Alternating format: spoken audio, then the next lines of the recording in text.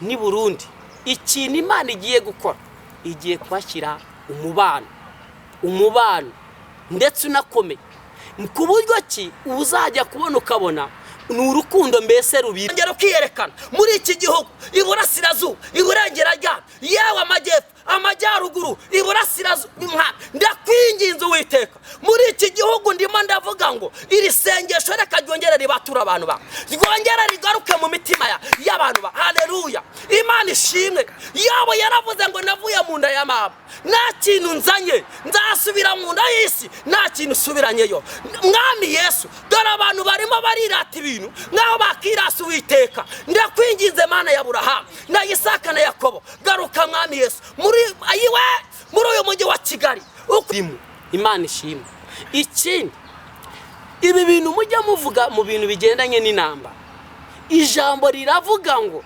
haleluya riravuga ngo nta nkota yacuriye kurwanya umwana wayo izagira ikimutwara igihe kigeze uratambuka wikiri gufata umutima wawe ngo uhagarike ikigeretse kuri ibyo nongere nkubwire topa Ezekire sasoma ndasenze Uwiteka muri ibi bihugu biducishije ndavuga Uganda ndavuga Kongo ndavuga Burundi ndavuga Tanzania Uwiteka Imana zose witwa Imana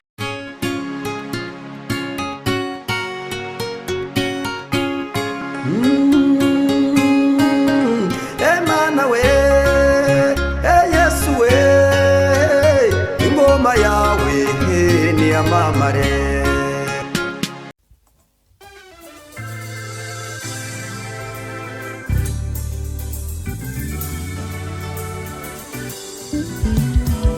Siribi Studio ni igisubizo cyawe bahanzi baririmbyi namwe makorari mwifuza gukoresha indirimbo zanyu muri studio ni mugane Siribi Studio tubakorere neza audio na video wifuza gukora live recording cyangwa se live tugane tubigufashemo wowe ufite ubukwe ukaba ukeneye abagufatira amashusho n'amafoto yabyo neza ntugire impungenge gana Siribi Studio ibiciro byacu ntabwo bikanganye dukora mu mujyi wa Musanze ndetse no mu mujyi wa Gisoro muri Uganda akarusho kandi ku baririmbyi ushaka gukora indirimbo 3 wongezwa iya 4 ku buntu ukeneye ibindi bisobanuro hamagara 0788 97 81 Siribi Studio ni igisubizo cyawe tuhuze kandi tubifurize amahoro y'Imana umugisha utangwa na Nyagasani ubane namwe aho muherereye hose abari mu gihugu cy'u Rwanda abari hanze yacyo abari impande enye zose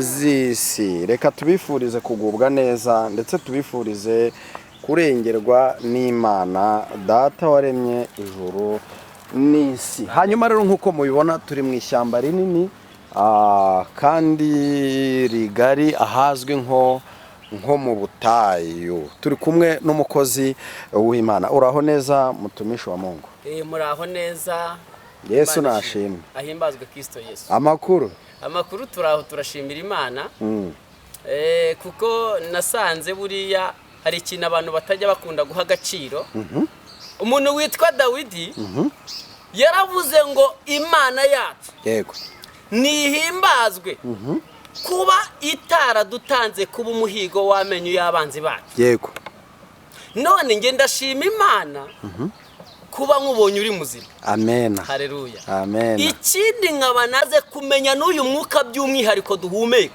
uyu Dawidi yamuvuzeho yaravuze ngo Mana haleluya iyo umuntu yageze mu mukungugu ahe haba hibagiranye yego yarashatse kuvuga ngo unabaye nyiriho navuga gukomera kwawe yego Imana ishimwe amen rero Imana igomba kudutabara tugize gute turiho yego kuko tutariho nyine iyo umuntu yagiye aba yagiye ariko kuko tukiriho ikintu cyose Imana yagikora kukuriho oye ndumva ufite amavuta menshi cyane reka ngusabe kugira ngo ubanze wibwira abakunzi bacu bamenye ngo ninde muntu turi kumwe kandi tugiye kubana murakoze cyane abakunzi bakurikiye Imana irahari TV nagira ngo mbashimire cyane mbabwira ngo amazina yanjye nitwa Habana Bashaka Janvier ndi umugabo ufite umudamu ufite abana ibi mbivuga ndi fiyeri impamvu mba nishimye cyane hari igihe kimwe nasenze Imana ndi umusore kuko nakijijwe nkikiri muto ariko nabwo ntago nari muto cyane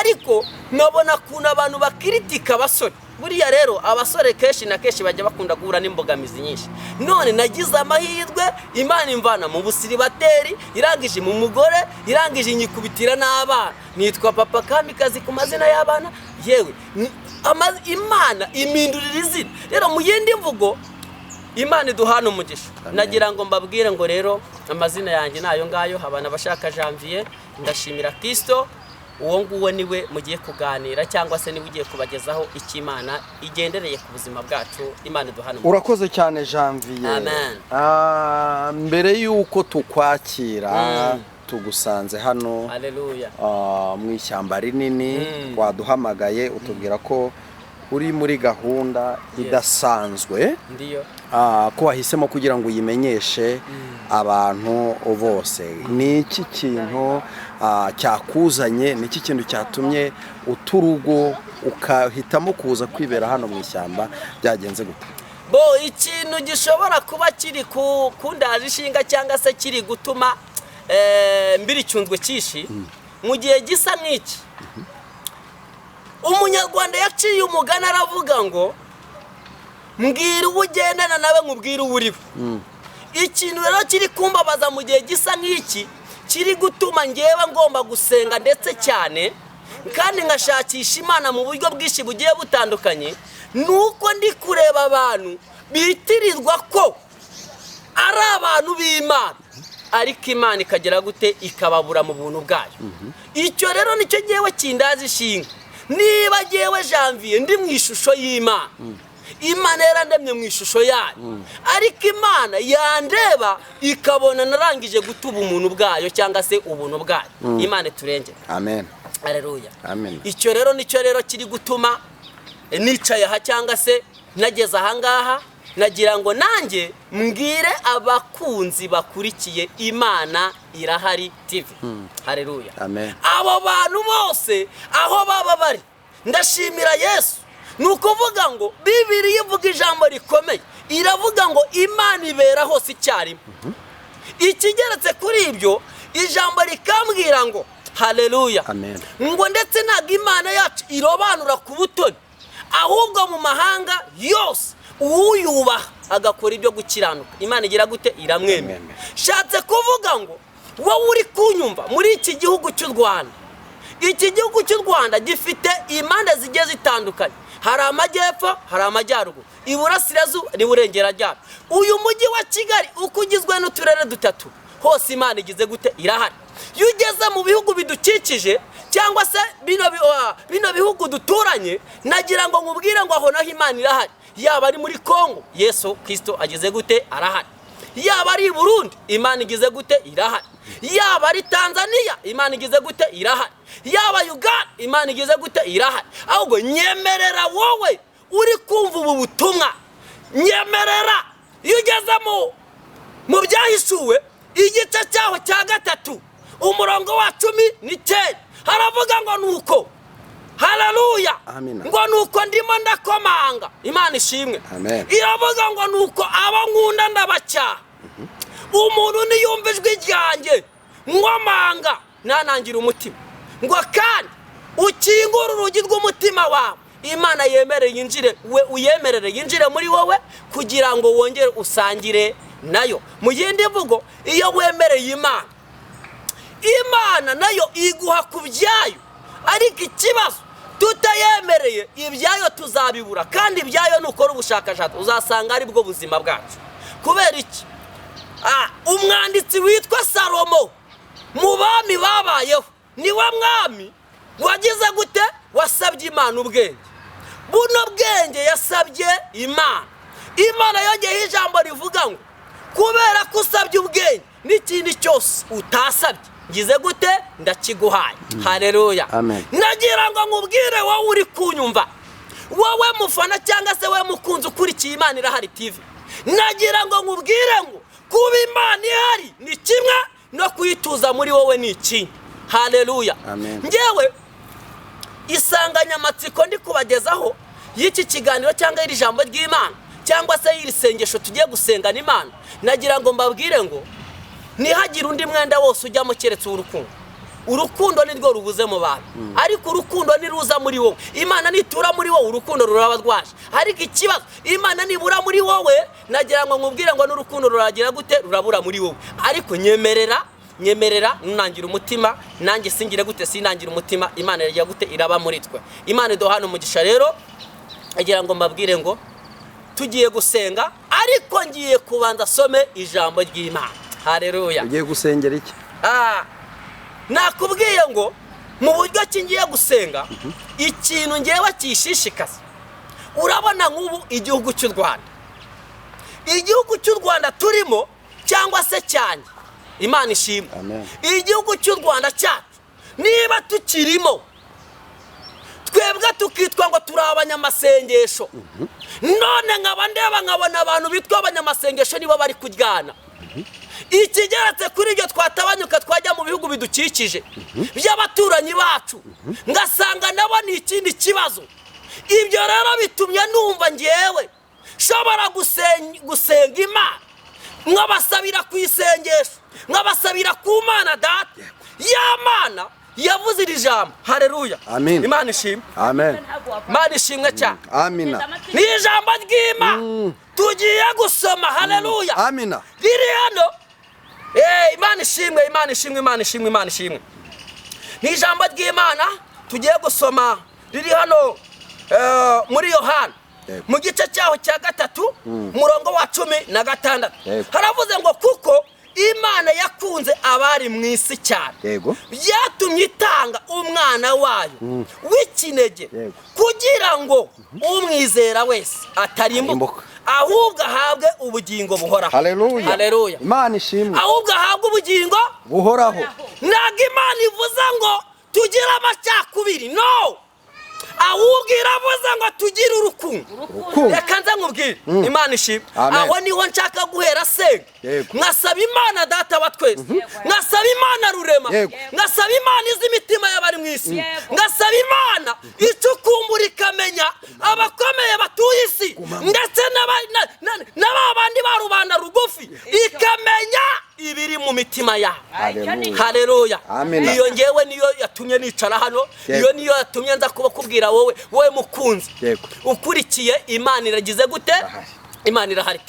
Nshuti yanjye, kandi simwe mwenyine. Oya, Imana nigira bariyeri, nigira parido ahantu hose. Imana igize gute? Irahari. Haleluya. Amina. None wowe uri kumva Imana, mbabarira ntunangire umutima.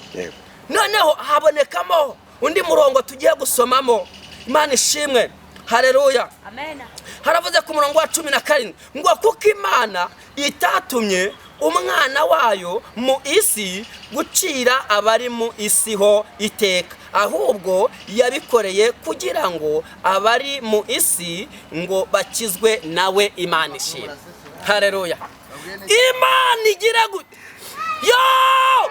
Ndongera ndumva Imana. Imana ishimwe cyane. Amina. Ntabwo Imana yabikoreye kugira ngo, Imana yatumye uyu mwana wayo Yesu Kristo kugira ngo azacira abari mu isi iteka, ahubwo yabikoreye kugira ngo abari mu isi bakizwe nawe. Yego. None se Yesu azagukiza gute utamutunze muri wowe? Nutamutuza muri wowe, isi izagukocagura, isi izakurya, isi izagusya. Ni nayo mpamvu tujya tubonera Imana mu bintu by'isi, ariko Imana iba mu bantu, ntabwo iba mu bintu. Imana iturenge. Ni nabwo usanga abantu bari kureba ikintu kimbabaza cyane muri iyi minsi. Ujya kubona ukabona abantu bajya kumva ngo Imana ibonekera ibonekera mu myenda. Nshuti yanjye, reka mbabwire aka kantu. Ubundi nagira ngo nkubwire, ubundi hari ibintu abana b'Imana batakagombye gusengera. Hari ibintu abantu b'Imana batakagombye gusengera. Ntabwo agiyewe ndi imbere y'Imana nakagombye gusengera ibyo kurya, ntabwo nakagombye gusengera imyambaro, ntabwo nakagombye gusengera ibyo bintu. Impamvu ni ukubera iki? Imana yangiriye neza, ima kumenya izina ryayo, imuzana Adamu, imuzana Rufose, imuzana Kararisi, imuzana Rosine, niba yaramuje nabo. Ikindi muri aba bantu yaguhuje nabo, niba bariye nabo uba wariye, ahubwo kuko urukundo rwabuze mu bantu, rwabuze hehe mu bantu. Ni nayo mpamvu ugomba gusanga twebwe twatakaje indangagaciro y'icyo twakagombye gukora. Ndaha kugira ngo dusenge. Imana ishimwe cyane.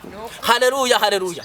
Iri jambo rero, ijambo ryavuze ngo Imana yakunze abari mu isi cyane, ryatumye itanga umwana wayo w'ikinege kugira ngo umwizera wese atarimbuka. None ayo macakubiri avahe? Yego. None kubera iki indyarya zuzuzanya ariko abasenga Imana mu kuno mwuka bakagayana? Nukubera iki? Impamvu Satani mwibuke ikintu cyamuzanye icyambere n'ukwiba. Yarakwibye mu Kirisito we, yakwibye urukundo, kandi uru rukundo rugira imbuto mu gihe cyanye, mu gihe gikwiriye no mu gihe kidakwiriye. Ikindi Satani ngo icyakurikiyeho ni ukwica no kurimbura. Uramenye Satani nago, Imana nago ishaka ko Satani akurimbura. Hoya, garukira Imana, tugiye gusenga Imana. Naje kukubwira ngo Imana urukundo nago ari iki? Ari amagambo. Oya, urukundo ni ibikorwa, ntabwo urukundo ari amagambo. Imana yaragukunze si ibyo gusa, ahubwo byayiteye cyane bituma itanga n'umwana wayo. Nyemerera kuba ukunda Imana, urasenga yego nibyo, ndetse uraterana yego nibyo, urafasha yego nibyo, ariko gira urukundo. Bene data nshuti z'Imana, uburyarya buva he? Aya macakubiri ava he? Tugiye gusenga. Igihugu cy'u Rwanda ndashaka gusenga kugira ngo Imana yongere ikiyere ku bundi bushya, yongere kigendere ubundi bushya. Ndimo ndavuga mu baturanyi bacu, muri ibi bihugu duturanye. Ndashaka ko Imana yongera kugarukamo, yongera gushyiramo icyo bita umucyo. Iyo usomye mu butumwa bwa Yesu Kristo ko bwanditswe na Matayo mu gice cya 5:13, nuko Imana kandagira nshuti yanjye, oya aho uri hose wigenda nk'umuntu, wigenda nk'intama idafite umwungeri. Oya, dufite Imana yagize gute? Yemeye gutanga wa mwana wayo w'ikinege kugira ngo umwizera wese atarimbuka ahubwo ahabwe ubugingo buhoraho. Tugiye gusenga Imana. None niba tugiye gusenga Imana, wowe uri kunyumva uri Uganda, wowe uri kunyumva uri Burundi, wowe uri kunyumva uri Kongo, wowe uri kunyumva uri hano muri iki gihugu cy'u Rwanda, yewe impande zose Imana igize gutira hari. Mu bihugu byo mu Burayi Imana igize gutira hari. Mu bihugu byo muri Afrika Imana igize gutira hari. Muri iki gihugu cy'u Rwanda Imana igize gutira hari. Reka dusenga Imana yongere tugarure urukundo, kuko Satani yaratunyaze, atunyaga urukundo, kandi ufite urukundo niyirarira, niyibana, nagira uburyarya, nagira amacakubiri. Imana irashaka ko yongera kugaruka muri twe.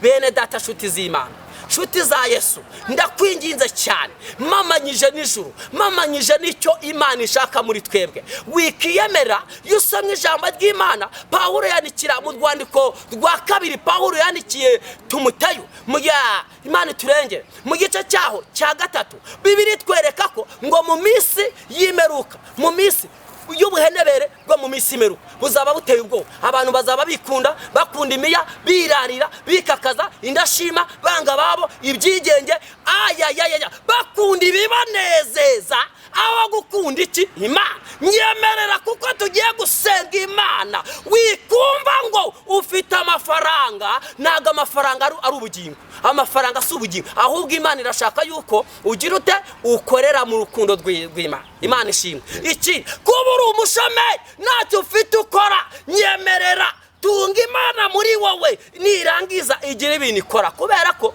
dore ibitambo byabaye byinshi, ibitambo byabaye byinshi, abantu basigaye baranza abandi. Umuntu asigaye agenda agafata ibiguzi by'umuntu, agafata amaraso runaka. Urugero nuguhe neza, niba wanga mwene so uri umufite urukundo, niba wanga mwene so, ese uzakunda Imana utareba we? Uzakunda Imana utareba wanze mwene so ureba? Ndagira ngo nkubwire, kunda mwene so ureba. Ni nayo mpamvu uyu mwene so atakagombye kwirirwa asengera imyambaro. Uyifite no mu mavarisi uyifite, ufite amafaranga, none se kubera iki agasengeye imyenda? Kubera iki kandi ufite ubushobozi bwo kumugurira imyenda? Dore ikintu Imana igomba kumukorera ni ikintu cyananiye abantu. Ibyananiye abantu ku Mana bigize gute? Birashoboka. Ni nayo mpamvu nagira ngo nkubwire ngo twongere tugarukire iki? Imana. Tugiye gusenga. Wowe ubyumvishe, banza ucire bugufi Uwiteka. Umuririmbyi wa 38 mu gushimisha igitero cya 3 kiravuga ngo Imana igimurika hatabona, ngo aho umwijima uba. Nyemerera igomwa ry'iyisi, izo nzangano zive mu mitima yacu, Imana iture mu mitima yacu. haleluya. tugiye gusenga. Mana yanjye, Imana ishobora byose, Imana yu ezeta si edara rawini maya siri boneta yasika, Imana ishimwe, Imana ishobora byose, Imana yaremye ijuru n'isi, witwa ndiho, witwa rubasha. Ijambo ryawe ryarambwiye ngo ntabwo ujya urobanura ku butoni, ahubwo mu mahanga yose ukubaha agakora ibyo gukirana uramwemera. Iyo umaze kumwemera umukoresha iby'ubutwari. Ndakwinginze mwami Yesu, Uwiteka, haleluya haleluya, Imana ishimwe, guverinoma yewe nta gihugu kitagira guverinoma, ndakwinginze Mana, uhereye hejuru ukageza hasi hose wagenda ukagira gute, ukongera ukiyerekana muri iki gihugu, iburasirazuba, iburengerazuba, yewe amajyepfo, amajyaruguru, iburasirazuba. Ndakwinginze Uwiteka, muri iki gihugu ndimo ndavuga ngo iri sengesho reka ryongere ribatura abantu ba, ryongere rigaruke mu mitima y'abantu ba. Haleluya, Imana ishimwe. Yabo yaravuze ngo navuye mu nda ya mama, nta kintu nzanye, nzasubira mu nda y'isi nta kintu usubiranyeyo. Mwami Yesu, dore abantu barimo barirata ibintu nkaho bakirasa Uwiteka. Ndakwinginze Mana ya Aburahamu na Isaka na Yakobo, garuka Mwami Yesu muri uyu mujyi wa Kigali ukugizwe n'uturere dutatu. Ndakwinginze Mana, Imana ishimwe, Imana ishimwe, kora ibikomeye Mwami, kora ibikomeye. Dore abantu twarangije kuguta, ariko ijambo rirambwira ngo basize inama 99 ujya kureba inama yazimiye, wakongera ukareba ubwoko bwawe bwagiye kure. Rewini boya siri darayi. Ndakwinginze Mwami w'abami, nimara gusenga bohora imitima y'abagabo, bohora imitima y'abasore, bohora imitima y'ababyeyi, bohora imitima y'abakobwa. Ongera ugaruke Mwami, garuka muri aba bana bawe. Nugaruka muri aba bana bawe, indwara z'ibyorezo zirahunga. Nugaruka muri aba bana bawe, igomwa ry'isi rirahunga mu mitima yacu. Nugaruka muri aba bana bawe, barongera baboho. Haleluya. Muri ibi bihugu bidukikije, Mwami Yesu, nyereye kongera ko Uwiteka mwingingiye mu rukundo rwawe, mwingingiye mu mbabazi zawe, ujye utubabarira, dore ko imbabazi zawe ziruta ibyaha dukora. Ndakwinginze Mana, ndasenze ze edarayi topa eze ekira sasoma. Ndasenze Uwiteka, muri ibi bihugu bidukikije, ndavuga Uganda, ndavuga Kongo, ndavuga i Burundi, ndavuga Tanzania. Uwiteka, Imana zose witwa Imana.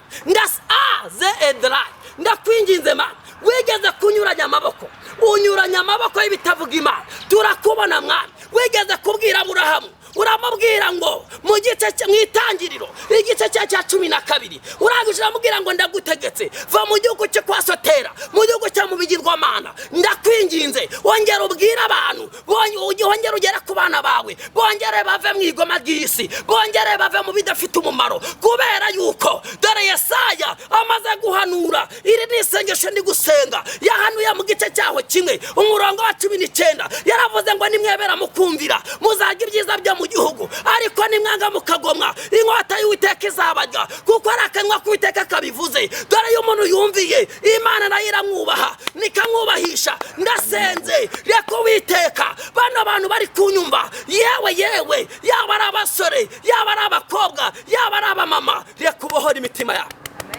bongere bagire gute, bagire urukundo muri bo.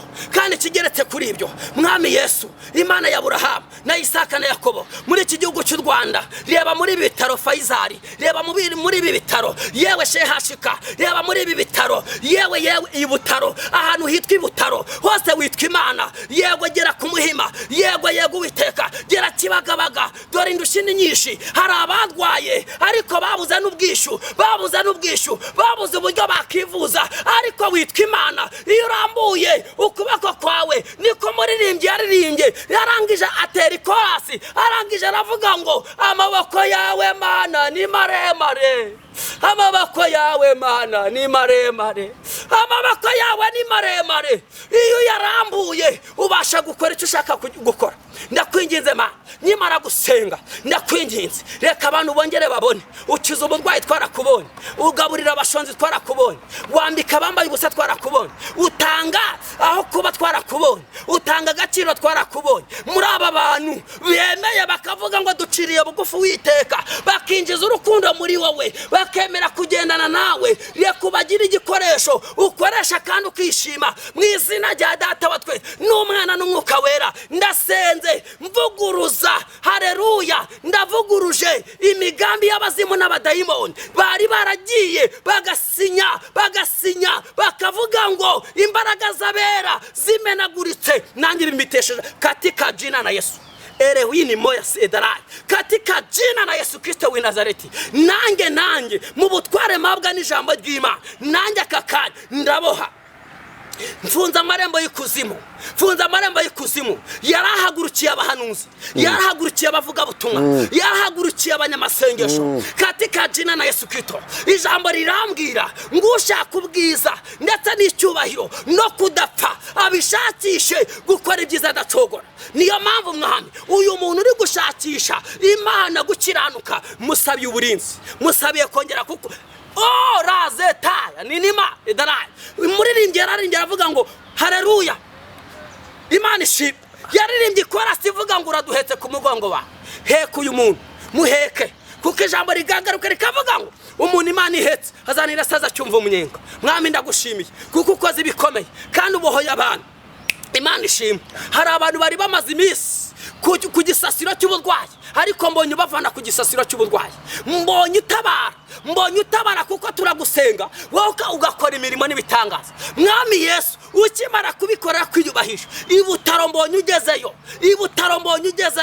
Fayizari mbonye ugezeyo, witwa Imana karuhura, uruhura imitima y'abarushye n'abaremerewe. Asate Yesu, ndagushimiye Imana ya Aburahamu, Isaka na Yakobo. Muri ibi bihugu bidukikije mbonye ari ibihugu wongeye kugeramo. Imana ishimwe ki Burundi uhageze, Imana ihabwe icyubahiro. Imana ishimwe Tanzania urahageze, witwa Imana kandi mbonye ukoze ibikomeye, mbonye wongeye gutanga guhuza, wongera gutanga guhuza kandi witwa Imana. Mbonye hari umupaka ufunze, mbonye Imana ifungura kubera ko witwa Imana, kubera urukundo. Iyo urukundo rwawe rwageze ahantu abantu barabohoka. Imana ihabwe icyubahiro kandi witeka ubwo abantu bagiye guhura n'ibintu byinshi cyane bigiye kubagota, bigiye kubabuza amahoro, ariko mbonye utanga uburinzi ku bantu bagusenze mu izina rya Yesu Kristo. Uwiteka urakoze mwami w'abami, kubera kubikoze ubikore kwiyubahisha.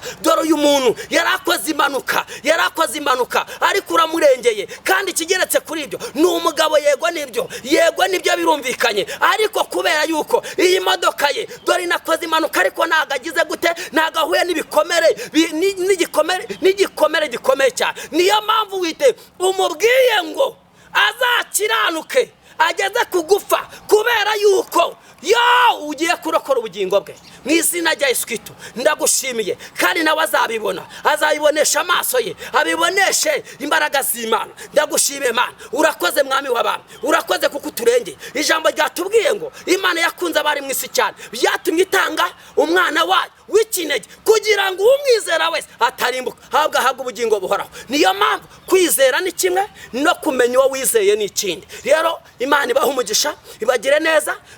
Dusenze Imana, ariko nyemerera wizere kandi kigeretse kuri ibyo uve mu bidafite umumaro. Mwana w'Imana, nshuti ya Yesu Kristo, wowe ukurikiye Imana ishimwe, wowe ukurikiye Imana igize gute, Imana irahari TV. Haleluya. Kandi Imana irahari koko, nuyishaka uzayibona. Iyo usomye ijambo riri hariya mu Migani igice cyaho cya 8:17 haravuga ngo Imana ikunda abayikunda, ariko abayishakana umwete bazayibona. Shakana Imana umwete kugira ngo ubugingo bwawe bube buzima, amahoro y'Imana n'ubudasa ndetse n'ubwuzure bw'Imana bibane namwe mwese mu izina rya Yesu Kristo mwami wacu Yesu. Amen.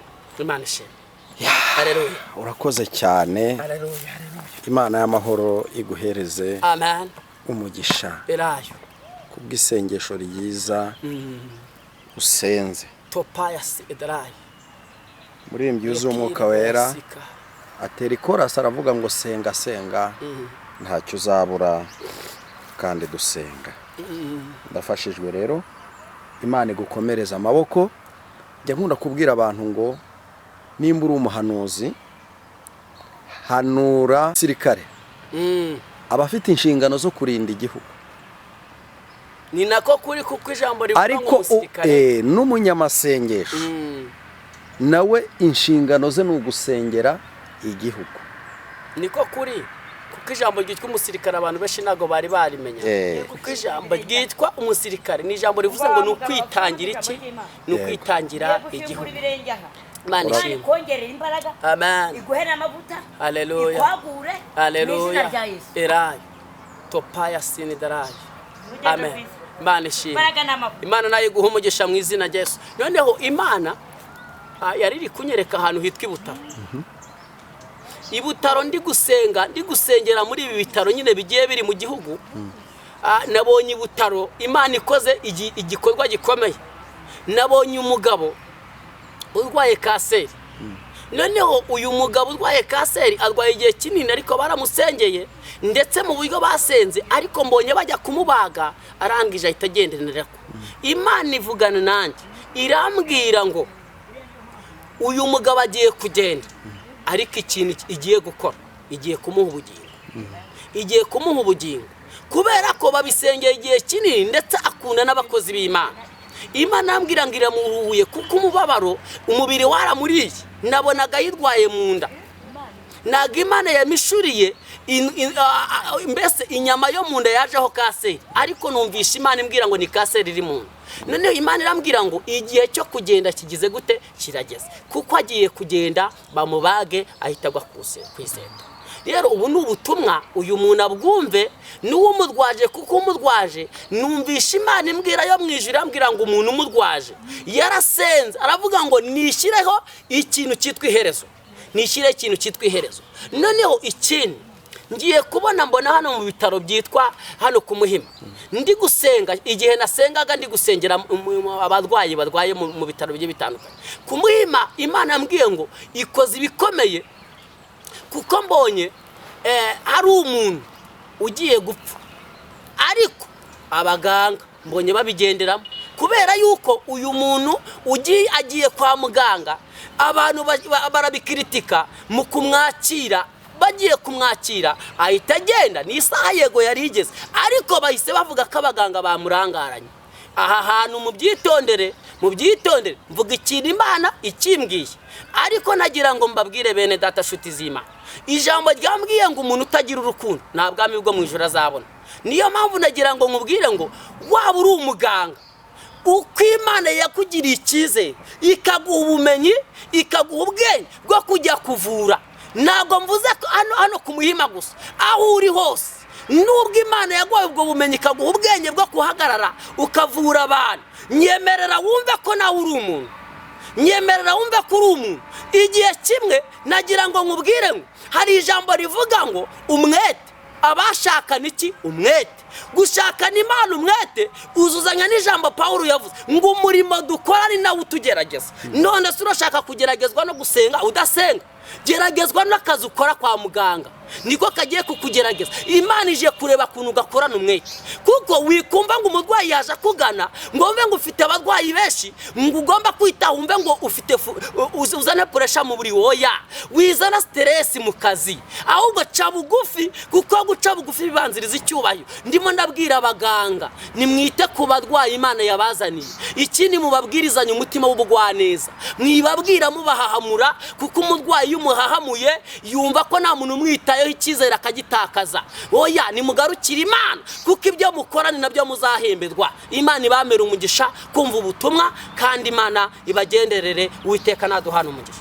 komeye Imana mbonye igiye gukora kandi ikigeretse kuri ibyo mu kuba igiye kugikora ntabwo igiye kugikorera kuko twe dukiranuka ahubwo ni urukundo rwayo ikindi gukiranuka ni inshingano ariko nagira ngo nkubwire Tanzania ni Burundi ikintu Imana igiye gukora igiye kubashyira umubano ndetse unakomeye ku buryo ki uzajya kubona ukabona ni urukundo mbese rubirimo Imana ishimwe ikindi ibi bintu mujya muvuga mu bintu bigendanye n'inamba ijambo riravuga ngo haleluya riravuga ngo nta nkota yacuriye kurwanya umwana wayo izagira ikimutwara igihe kigeze uratambuka wikiri gufata umutima wawe ngo uhagarike ikigeretse kuri ibyo nongere nkubwire mwana w'Imana wo uri kunyumva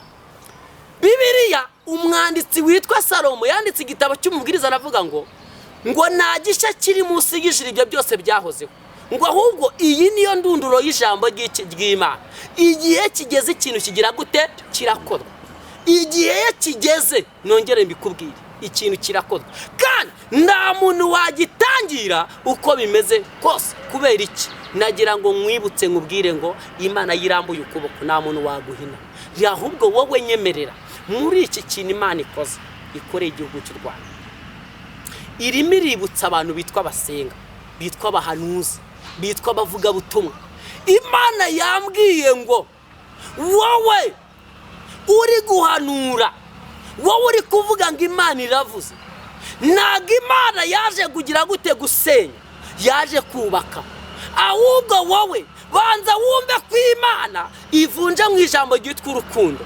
Yesaya yarahanuye aravuga ngo nimugarukira Imana nayo izabagarukira, noneho nimuniha n'ibya izababarira ibagirira ibami. Imana igira imbabazi. Ahubwo nagira ngo nkubwire wowe uri kunyumva, garukira Imana, ubugingo bwawe bube buzima, unagiye uzagenda ubugingo bwize gute? Ubugingo bwejejwe. Murakoze cyane, icyo kintu Imana ni ikintu igiye gukora, kandi ibikoreye kwiyubahisha. Imana ibamera umugisha, kandi mugomeze kuryoherwa n'iki? N'ubuntu bw'Imana n'amahoro ya Yesu. Haleluya.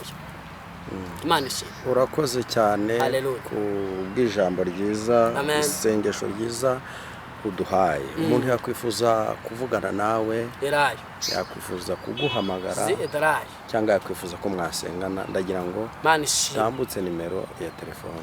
Mbo murakoze cyane. Hari igihe umuntu ajya avuga ngo umuntu akeneye guhugurana, cyangwa se kugira ngo umuntu agire ikintu umuntu abaza, kuko kubaza bitera kumenya, kandi umuntu ashaka umuntu mu buryo bwinshi bugiye butandukanye. Ariko nagira ngo nkubwire ngo unyeneye kugira ngo umvugishe, namba yanjye ni 0782 27 53 42. Ni 0782 27 53 42. Ayiteri ni 07 99 22 798. Imana iduhana umugisha, kandi niba ukunda Imana, nagira ngo nkubwire ngo urukundo rugende rwere imbuto zikwiriye. Murakoze cyane. Shalom shalom.